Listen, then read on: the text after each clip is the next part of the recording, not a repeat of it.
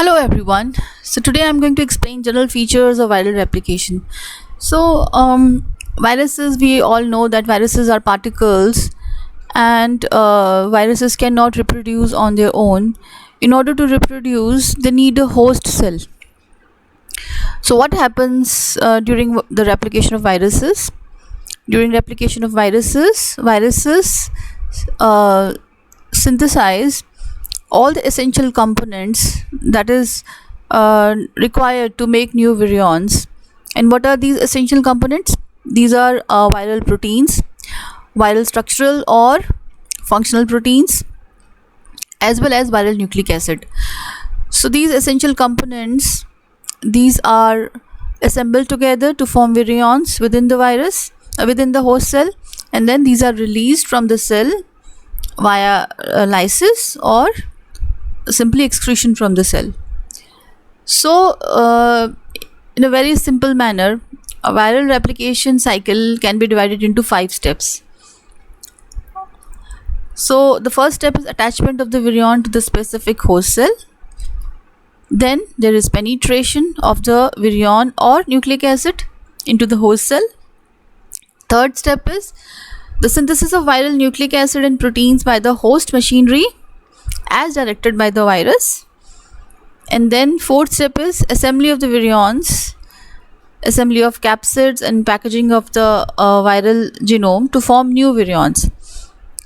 And this whole process is called maturation. So fourth step is the maturation, that is assembly of virions. And fifth step is release of the mature virions from the cells. So these are the 5 simple steps of viral replication cycle. So this is a figure which very simply shows all these steps. This is virion addition to the host cell, then entry of the nucleic acid, then synthesis of the viral proteins and viral nucleic acid. Then this is the maturation step where assembly of the virions takes place, and then this is the last step where the mature active virions are released from the host cell. So this is very simple. So what is most important to understand in this lecture is the growth curve of the viral replication cycle. The 5 basic steps are very simple. Even class 12 student understand that. But this is the main thing which you must understand. Growth curve of viral replication cycle. Okay, so if you look at the growth curve of the viral replication single cycle, it is divided into 3 phases. The eclipse phase, maturation phase, and burst or rise phase. So what happens in the first few minutes of the infection of the virus? The virus is said to undergo an eclipse. During eclipse, infectious particles undergo the following events: adsorption to the host cell, entry of the viral nucleic acid into the host cell, and synthesis of the viral nucleic acids and proteins using host machinery. ठीक है. सो जो एक single viral replication cycle का जो growth curve है, that is divided into 3 phases: eclipse phase, maturation phase and burst phase. Eclipse phase में क्या होता है कि इन्फेक्शन के पहले कुछ मिनट्स में वायरस जो है वो एक्लिप्स में चला जाता है. Virus undergo eclipse. एक्लिप्स का पता है ये सबको, सोलर एक्लिप्स, ल्यूनर एक्लिप्स. तो एक्लिप्स का मतलब होता है छुप जाना. यहाँ पे इस कॉन्टेक्स्ट में एक्लिप्स का मतलब है छुप जाना, यानी कि पहले कुछ इन्फेक्शन के पहले कुछ मिनट्स में वायरस जो है वो छुप जाता है.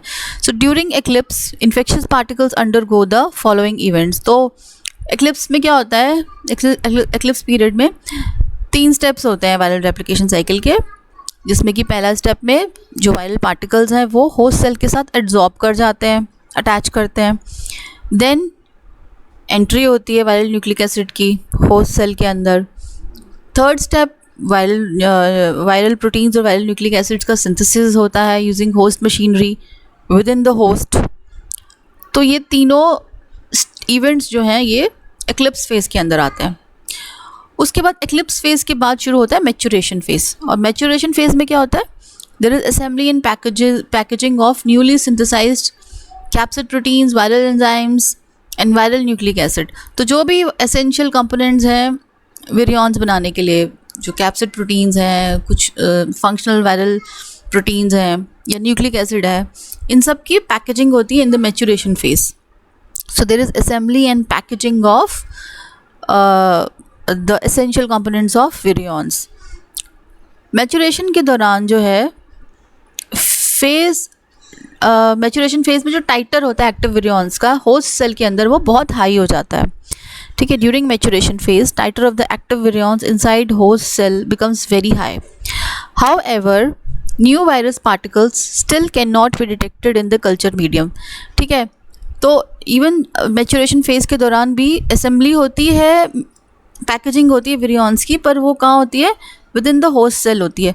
तो within the host cell ही मैच्योरेशन फेज में जो टाइटर है विरियॉन्स का वो बहुत ज़्यादा बढ़ जाता है विद इन द विरियॉन, लेकिन स्टिल कल्चर मीडियम में, मतलब सेल के बाहर जो है वो viral particles can not be detected.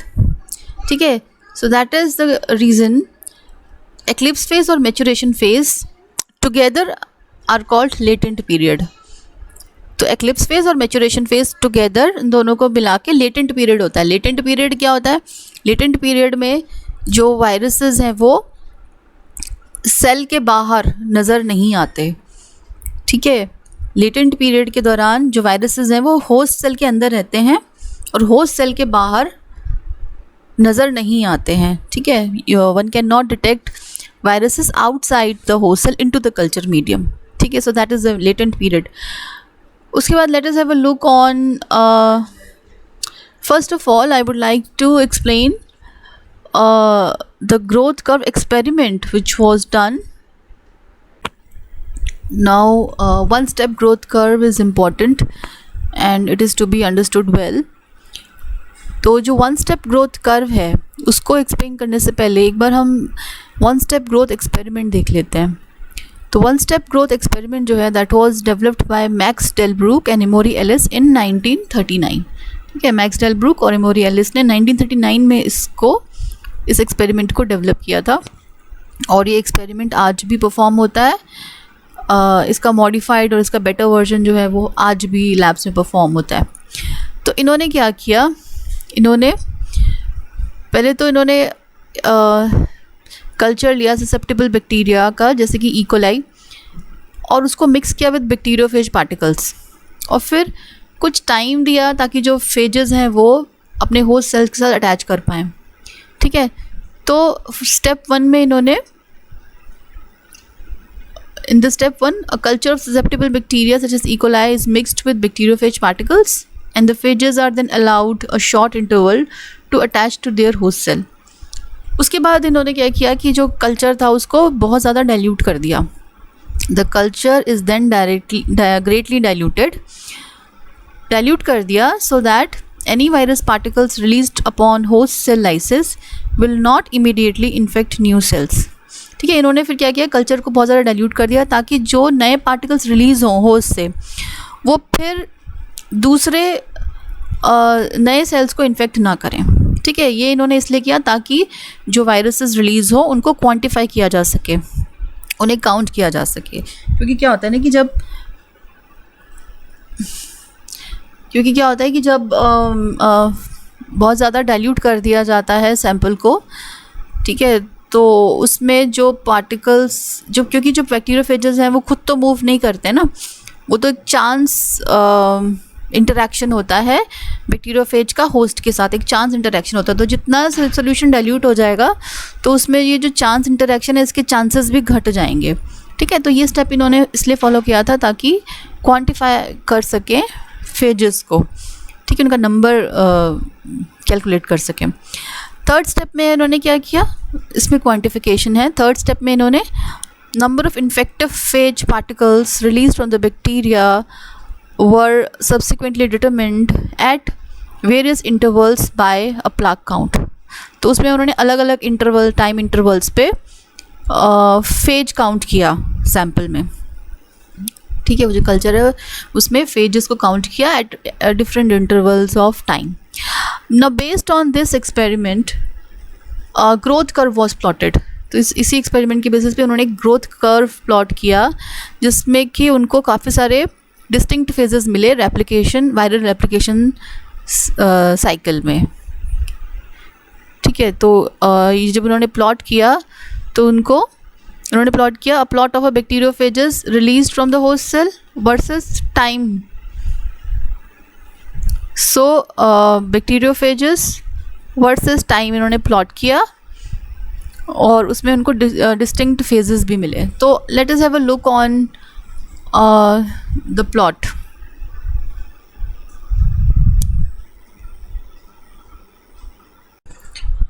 Now let us have a look on the one step growth curve. So this is a growth curve.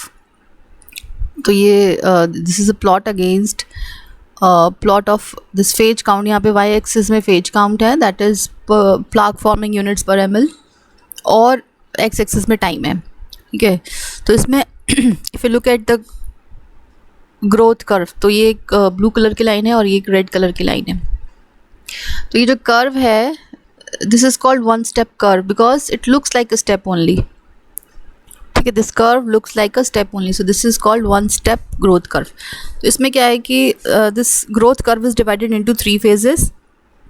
I told you the 3 phases: eclipse phase, maturation phase and rise or burst phase. तो इसमें eclipse phase है, ये जो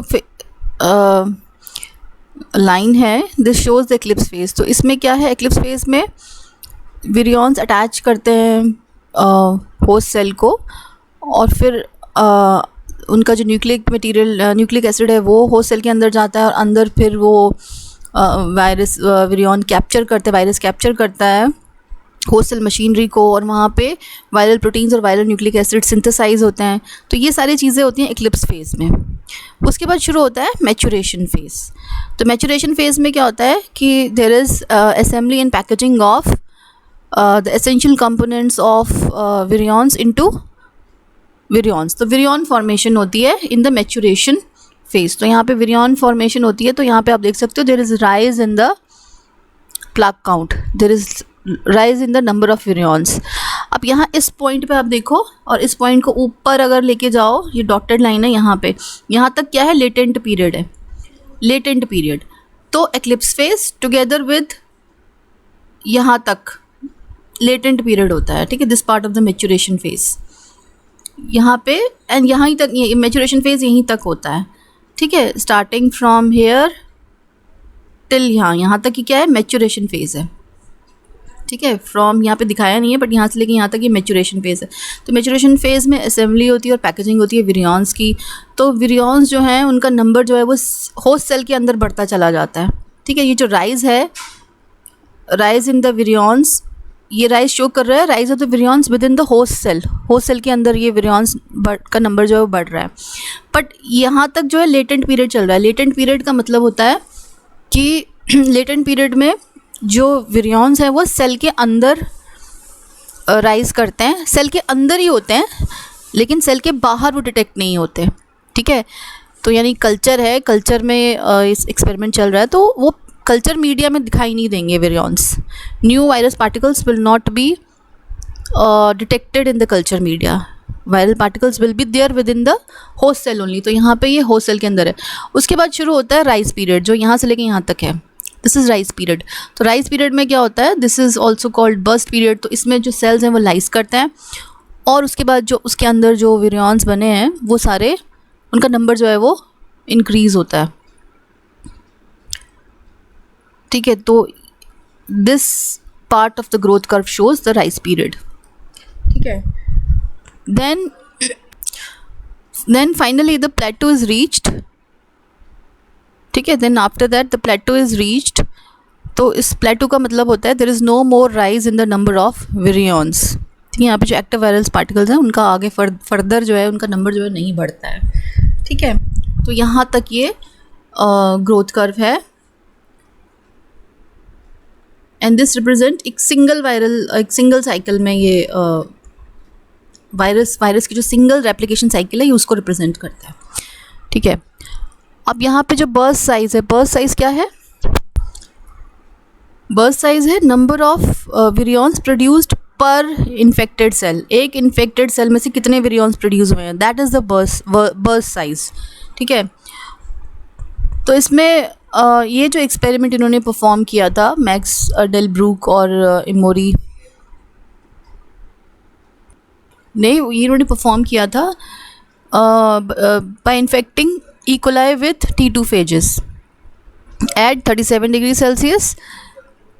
और इस experiment में इन्होंने देखा था कि जो ग्रोथ प्लेटू जो रीच हुआ वो हुआ 30 मिनट्स में, यानी 30 मिनट्स में ये प्लेटू आ गया था यहाँ पे। ठीक है। और जो बर्स्ट साइज इन्होंने कैलकुलेट किया था वो किया था अप्रॉक्सीमेटली 100 और मोर विरियॉन्स पर सेल, यानी एक सेल को एक वायरल पार्टिकल इन्फेक्ट करेगा तो 100 विरियॉन्स प्रोड्यूस्ड होंगे आफ्टर 30 मिनट्स। ठीक है। और इसमें इन्होंने कैलकुलेट किया था जो एक्लिप्स फेज था वो 11 to 12 मिनट्स का था, और जो लेटेंट पीरियड था ओवरऑल वो 21 to 22 मिनट्स का था। यानी कि जब उन्होंने एक्सपेरिमेंट शुरू किया, जब उन्होंने मिक्सिंग करी बैक्टीरियोफेज की और ई कोलाई की, तो उसके 21 to 22 मिनट्स के बाद जो विरियॉन्स हैं वो उनका नंबर जो है वो राइज होना शुरू हुआ इन द कल्चर मीडिया। ठीक है। उसके बाद इनका नंबर जो है वो बढ़ने लगता है। तो this was about one step growth curve. तो इसमें क्या है कि जो सबसे ज़्यादा ग्रोथ जो होती है वो बैक्टीरियोफेजेस की होती है। ठीक है। बैक्टीरियोफेज जो है बहुत फास्ट ग्रो करते हैं। ठीक है। तो जो बैक्टीरियल वायरसेस हैं उनकी जो ड्यूरेशन है रेप्लिकेशन साइकिल की, that varies from 20 to 60 minutes. ठीक है। फ्रॉम 20 to 60 मिनट जो बैक्टीरियोफेजेस हैं, देयर रेप्लिकेशन साइकिल की जो ड्यूरेशन है, जो लेंथ है वो है 20 to 60 मिनट्स। पर जो एनिमल वायरसेस है उनकी जो ड्यूरेशन है रेप्लिकेशन साइकिल की वो लंबी होती है, that is from 8 to 40 hours, from 8 hours to 40 hours, so that's quite long. तो इसीलिए जो बैक्टीरियल वायरसेस का जो कल्टिवेशन होता है that is much easier as compared to animal viruses. तो ईजी रहता है, बहुत कम टाइम में आपको आप कल्टिवेट कर सकते हो बैक्टीरियल वायरसेस को। ठीक है। So this was about general features of viral replication cycle and mainly growth curve of the viral replication cycle. So this is all about this lecture. If you have any problem, please write down in the comment box, and see you in the next lecture.